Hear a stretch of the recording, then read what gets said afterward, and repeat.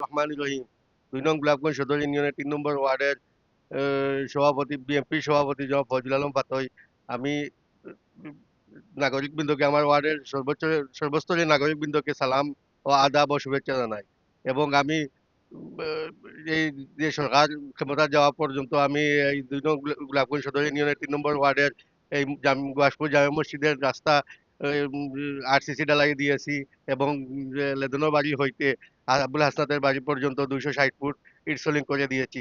আমি জনগণের পাশে থাকতে চাই। আমি এবং নির্বাচনে আশাবাদী যে নির্বাচনে সম্ভাব্য মেম্বার পদপ্রার্থী হিসাবে আমি বর্তমানে আপনাদের পাশে আছি এবং থাকতে চাই, সবসময় আপনারা কাজ করতে চাই।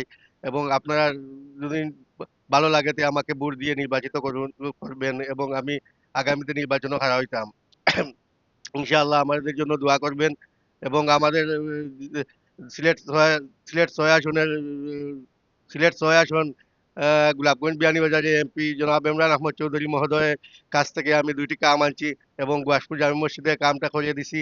এবং ইট সলিংয়ের কাজ আর একটা লেদনের বাড়ি হইতে হাসান মেম্বারের বাড়ি পর্যন্ত কাজ করে দিছি।